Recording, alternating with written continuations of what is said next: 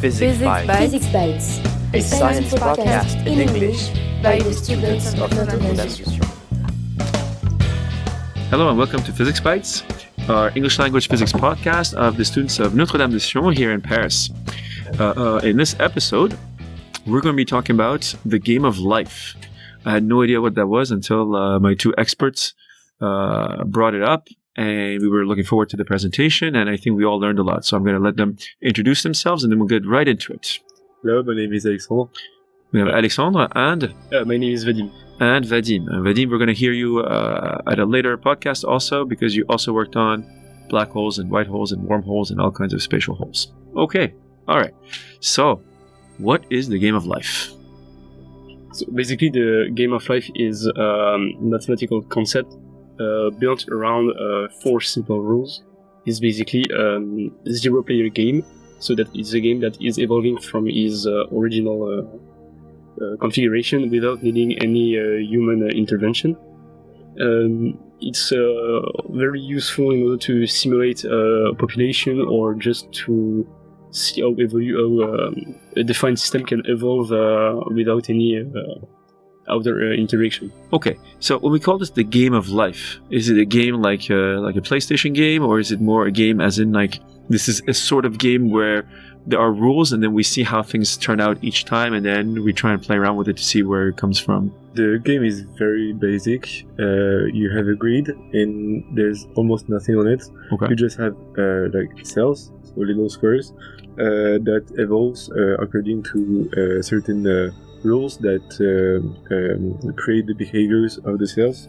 You have four main rules. So first of all, we have a grid. These squares, they can either be on or off, yeah, right? So it can either be white or black, or yeah, like there's on two or states. off. Either Right. they're alive or dead. Right, and if we can see it, then it's alive. If we don't see it, if it's like white, Yeah. then it means it's dead. And the way it lives or dies are based on these three or four basic rules. So what are the four basic rules for the game of life? So we are going to visualize a kind of neighborhood. So it's the 8 cells that surround one cell. Right, so we got square cells. So Yeah. if we take one cell, it's surrounded by 8 other squares, and that's called its neighborhood. Yes. Okay. So any living cell with less than 2 living neighbors dies. Any living cell with 2 or 3 living neighbors survives to the next generation.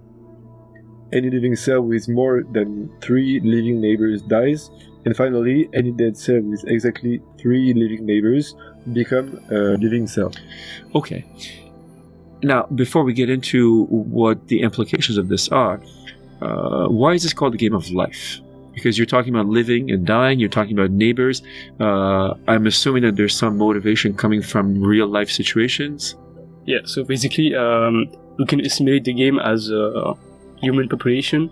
For instance, like if you take the 4 rules, if there is too many humans in the same room, they're going to die because of overpopulation. It's basically the same with cells. Lack of resources, or like maybe creating too much pollution, any reason. Okay. Because of any case, they are going to die.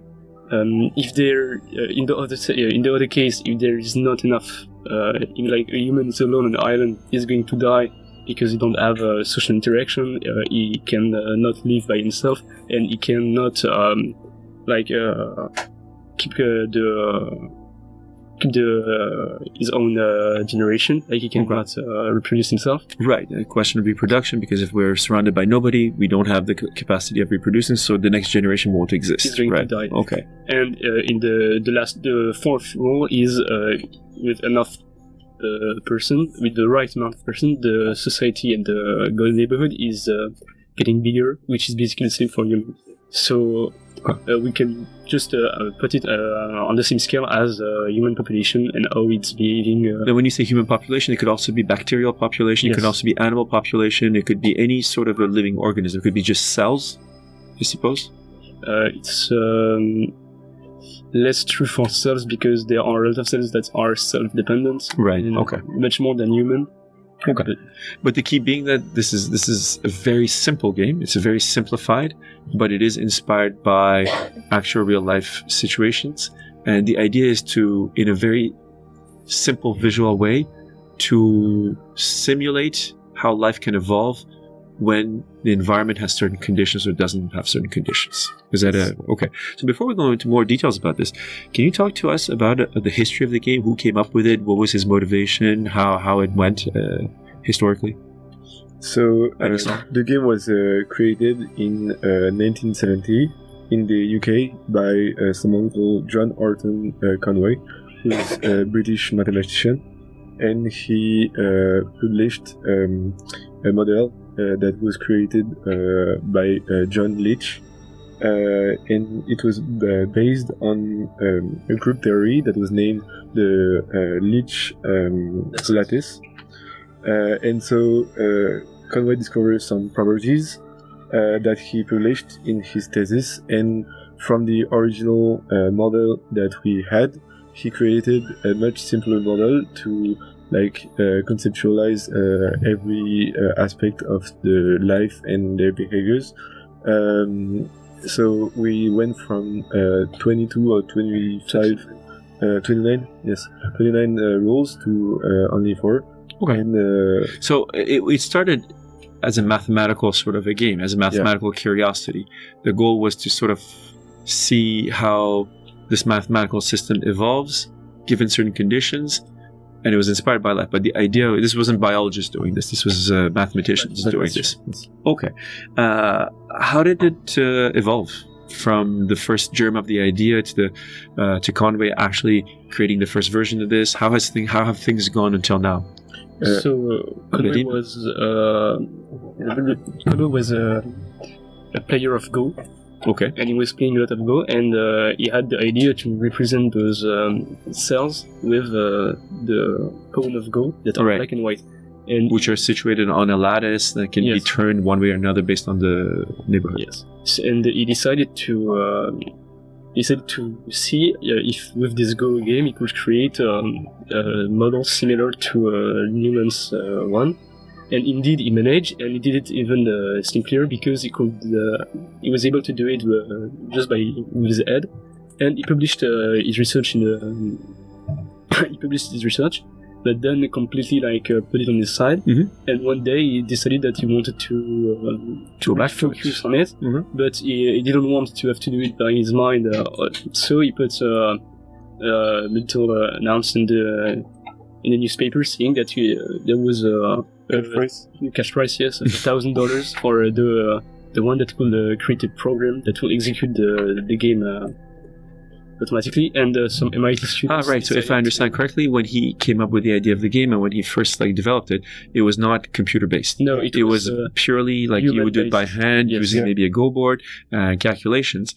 And I guess a few years later, we got into a state where there was enough personal computing available that you could actually start doing a computer simulation of this, and he had somebody do it. Yeah, because he wasn't some MIT students managed to do it, and that was the first version of the Game of Life on a computer, and then it's the beginning of everything, because a lot of people from the scientific sphere heard about the game like this. Okay. So I think we've gone pretty much over most of the history of it and the basic rules of it. Before we get to the last part of your presentation, which I found very interesting, you're talking about turing-complete machines, how we can produce logic gates from this game. Why don't you tell us a little bit about some of the most common elements that show up in this game, how it behaves when we actually start doing things? I know it's going to be difficult to do this without a visual aid, so we won't focus too much on the actual visual side of it, but maybe you can just give us a summary of what we notice when we start doing variations of this and playing around with this and doing simulations. So we start basically with a grid where the cells are placed randomly, and then through each iterations of the game and generations, according to the rules, you can start to see some structures that are emerging. And so what you mean by that? Because it was very interesting when you did your presentation. So there are certain configurations, or there are many configurations you can start, an infinite number eventually. But what we noticed was that there are similar structures coming out after a few generations. And it's like everything converges towards certain kinds of behavior. Okay. So one of the, I think that is the first that was discovered, is called the glider, and so there's a lot of type of gliders, but one is really simple, and it's really common to spawn on the grid. So even before that, you showed us, for example, if we have just a little straight line made up of called 3 points, oscillators. Right? Because when we do just like 3 squares, one next to the other, like a line, and you start running the program, what happens? They're going. So this one is called the blinker, and it's basically going to go from horizontal line to horizontally and keep going infinitely. Right. Oscillators are basically structures that are constantly going back to their original form. Configuration. Yes, and so maybe after 2 generations, sometimes after 5 or 10, but they sort of repeat the same sort of evolution. Yes, and we managed to. What is very interesting with oscillators is managing to make the most complex structures that repeat themselves in the less time possible. And one of the first one that was discovered was the crab claws. Right. Because it was going back in 3 generations and had more than 25 cells, which is kind of impressive. But some of them are much more massive and need more than 1,000 generations to go back to their original state. Right. You showed us at the end some specific example. You talked also about gliders and guns. So what are the gliders and what are the guns? As I said before, gliders are a specific shape that allows us to, the point of the gliders is to move on the map. The map is the grid, but the glider can go in one direction. So the first glider that was discovered went in diagonal. Diagonal, right? You showed it to us. And when Conway found this glider, he directly thought about the possibilities that you could have with that, and so logic gate, which we will talk back. Right, we're going to get back to it because I think maybe for some of the listeners who are maybe younger and more into this, the elements of what you described resemble some games we do actually have currently, namely something like Minecraft, which is a game which has some very basic rules, and then we have lots of people with lots of creative ideas who within the game create other structures, create other games, or create I even remember reading somebody created like a computer within the game of Minecraft, which is similar to what you're describing. Right? We start with these little structures. They behave in certain ways, and then by combining them, we start finding out that within this game, we can do a lot of. It's like we created a world, and in this world, we can do lots of other things. What were guns? Guns is a specific kind of shape because it acts like a factory. So it produces a lot of gliders or a lot of other shapes, but mainly gliders because you have to move in order to continue because. Other way it will block the factories. So yes, a gun is basically a factory who produces gliders. Okay, so these are some of the more common, I guess, structures that sort of come about in a very natural way when you start messing around and playing around with different starting configurations. You had a sentence which I found very interesting. You said so this game is deterministic, but it's hard to predict. It's very complex, non-linear, kind of like biological evolution. And you kind of showed this to us because you said that within a few years of doing this, people started realizing that you can do a lot more with these basic rules, with these little shapes. You talked about how we could make computers within this program using some logic operations. Do you want to give us a little summary of what you meant by that? Maybe go through the idea here? For example, we talked about gliders and guns, which are the two basic shapes. Yeah, two basic shapes that are the basis of creating compositional logic. So and or doors. Basically, if we maybe you can just give a very short idea of what we mean by logic gates and logic operators, doors, gates. Yeah. Logic gates are some kind of informatical program that's, for example, the AND gate is like a lock, that need two information to go past. So Right. the most basic example is your password on your computer. If you want to log in your computer, you need your password and your username. And if you don't have any of those, one of those two, it won't open. This is what an Operator, I guess, would be. operator. And this is something that comes from mathematics, from what we call, do you know what it's called? This part of mathematics that talks about these logic operations and true and false. logic. Even before that, we call it a Boolean algebra, right? It's George Boole who developed this in the 19th century. Operations like and, or, exclusive or, and stuff like this, which is the basics of how we build computers today, right? With binary numbers, we do these operations with transistors as the material side of things. So how do we get to that from the game of life? So using those gliders, it's kind of like electricity in the game. You can use gliders to like move information, and for you have to visualize a bit. But if you take a factory that produces a continuous array of gliders, if you block the gliders from continuing to produce themselves,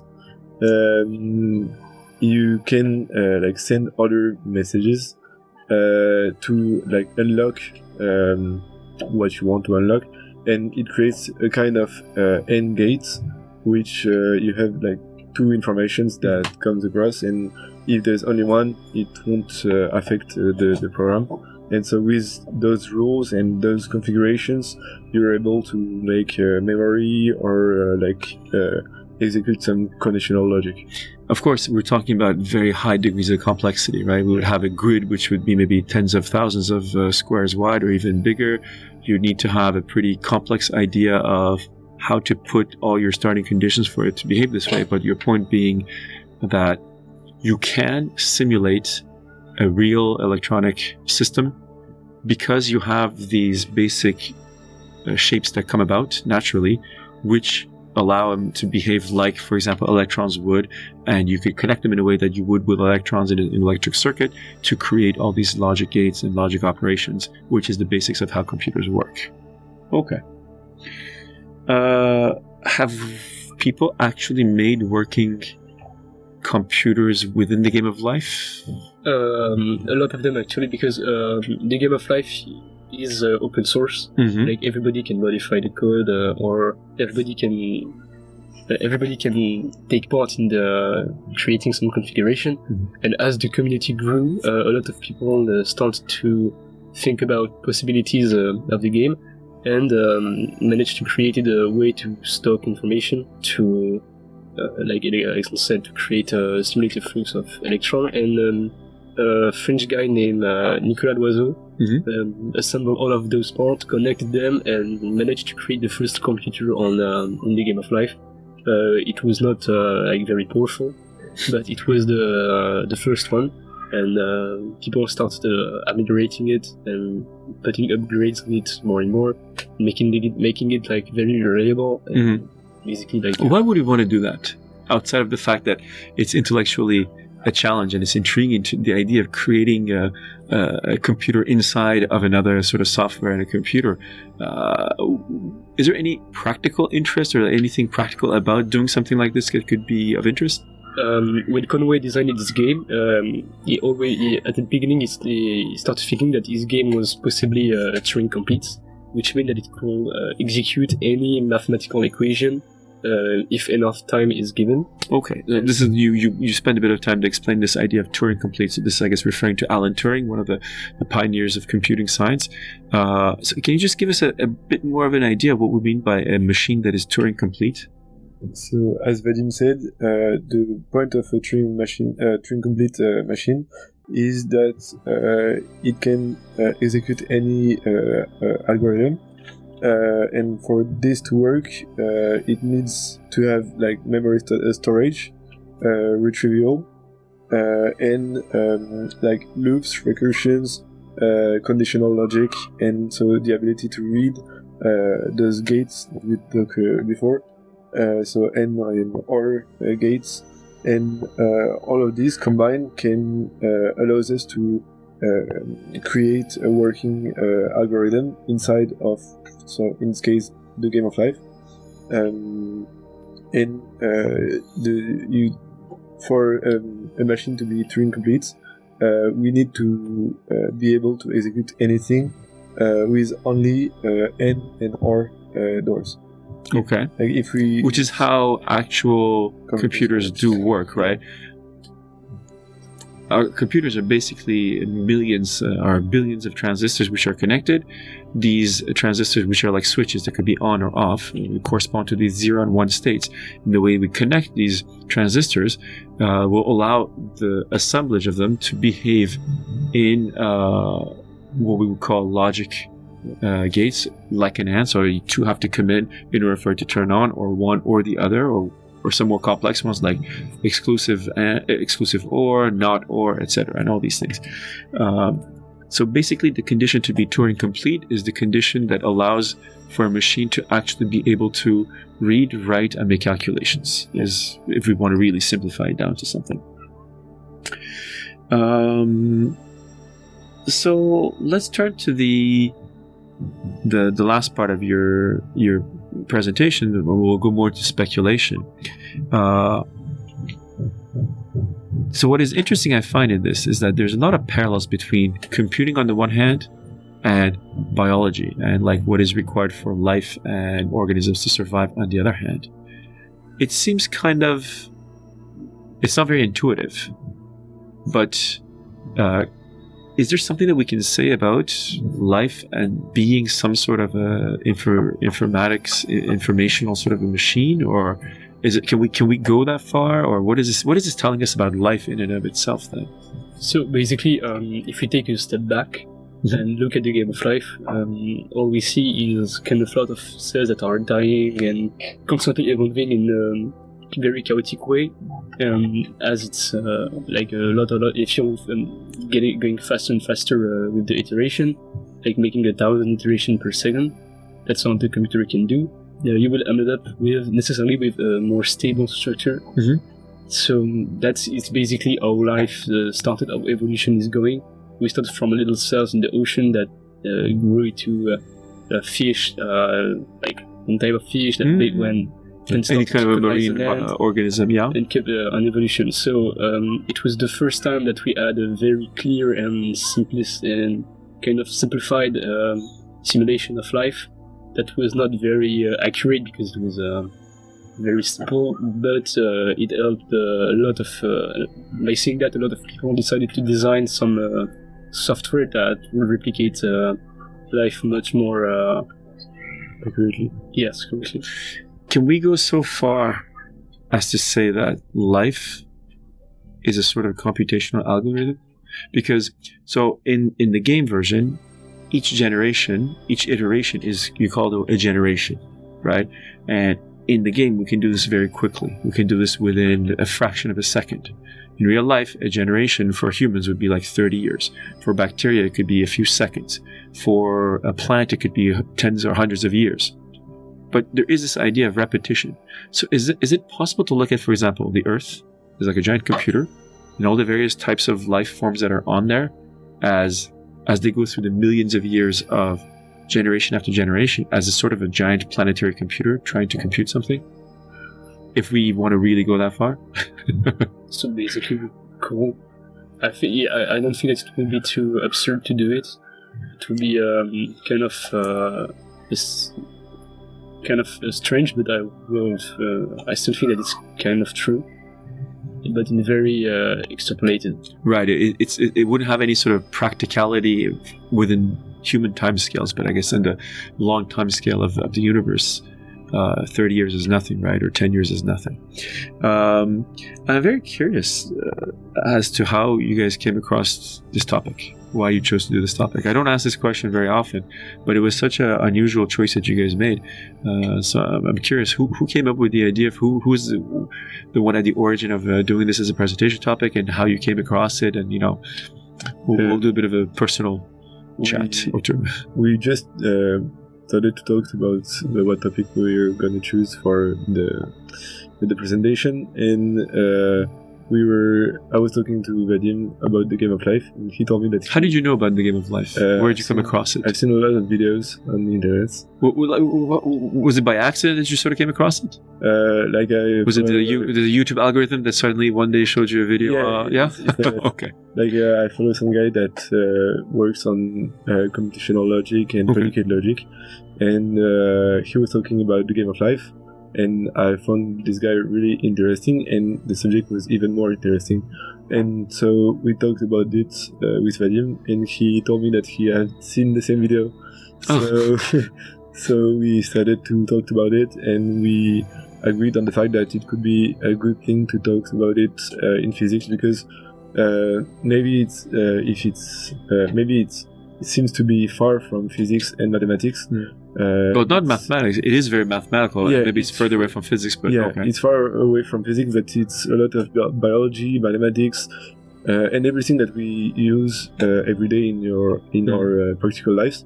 So how a Turing machine can function. Especially nowadays, when we have we're on the cusp of I guess you can call it the artificial intelligence revolution, and these are terms that are coming into popular culture. The idea of a Turing machine or turing-complete or the Turing test and all these things, which are notions that have been around for a while. Okay. What new things did you guys discover when you were doing your research for this? Did you find out new things? I mean, I'm curious as to your experience the more you learned about the Game of Life and the consequences of it, how it's developed, and what we've discovered. Were there things in there that you found particularly interesting, that was striking to you? So first of all, it was the community aspect of the game. When we wanted to put some structures on our presentation, we found an entire blog or channel that were dedicated to finding some of them, and that are still active today. And it was very interesting because we discovered a lot of things that are much more complex than what we could explain with our own knowledge, and it kind of overwhelmed us with a lot of information. And what we also discovered, that it was the other models that existed before the Game of Life, and that such as what? Like the humans assets, right? Okay. For example. That were much more complex, and how we just simplifying everything made it 1,000 times more efficient and more interesting. Complex. More complex. So the paradox being, the more simple you make it, the more complex the results can become, right? Which is one of the I guess we can call paradoxes of life in a lot of ways, or at least in science we come across that a lot. Were there any things you discovered during your research that was completely mind-blowing, or that you completely were not expecting?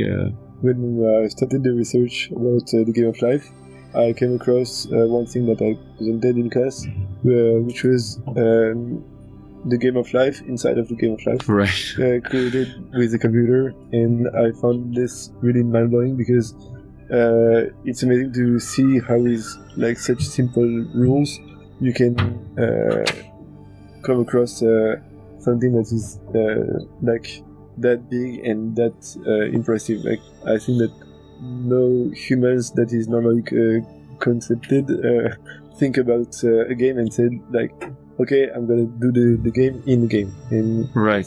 Which makes one think, if you want to really become paranoid, to say, how do we know that the life that we're living is not itself a simulation within another, sort of a more powerful, which is an idea which is not that strange when we talk to people who are in mathematical computer science, when we talk real computer science, not just programming circles. It's not such a strange idea, the idea of being simulations within simulation within simulations, right? Here we have an example of it right before our eyes, which we can actually touch and see. Okay.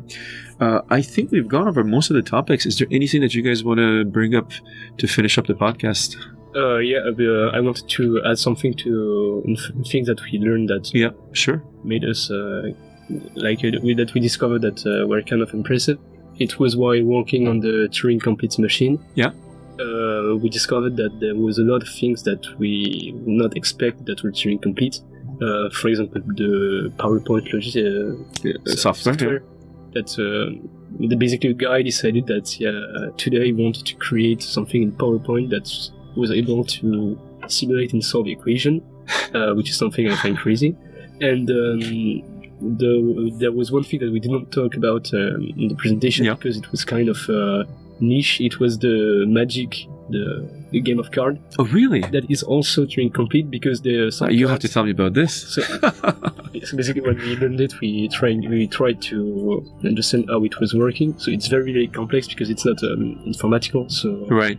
In Magic, some cards have the possibility to stock, like you can stock points. You can stock, like energy, action points. Yeah. Okay. And at some points, if you have things that can stock and things that can use energy or anything, you can simulate electron flow. So you can use a properly organized deck of Magic the Gathering cards to do calculations of differential equations, is what you're telling me. Yes. That is absolutely mind-blowing. But I don't think that someone has done it by hand because we need But often in mathematics and in science, we're more interested in proving that something can be done rather than but actually doing it. Like as long as you can prove that it can be done, it's already interesting enough as a result. Yes, so there is theoretically, it's completely possible to do it, but I don't think that we will. Someone will try to do it. I'm sure somebody will try and do it when they have a lot of time on their hands or when they don't have a lot of time on their hands. Okay, are you guys at all interested in continuing your studies next year in anything that's related to this, or this sort of remains a sort of curiosity, just a sort of hobby thing that maybe to follow? Yes, Alexandre? I want to work in computer science. Okay. Go in Bachelor of Computer Science. So what sort of things are you looking to do? I'm gonna work. I want to work in AIs or cybersecurity. Okay. Maybe quantum computing, but I don't know for now. All right. There's a lot of physics in that one. And, Okay. And you, Vadim? I want to go to a medicine school. Right. So it's very more the life part of Game of Life, and he's more the game part of Game of Life. It's kind of separated, but it's another aspect that will kind of attract me. Well, one thing is for sure that we're at an age where you no longer can do just biology without being devoid of any physics or any computer science. The two are getting more and more mixed up together. All right. So thank you to the both of you for the presentation. It was one of the more original ones that I've had in the past few years. I personally learned a lot, and one of my projects for the holiday 2-week break is to actually take a look into this and see what we can do with that. So thank you very much. You're welcome. So that is Physics Bites for this week.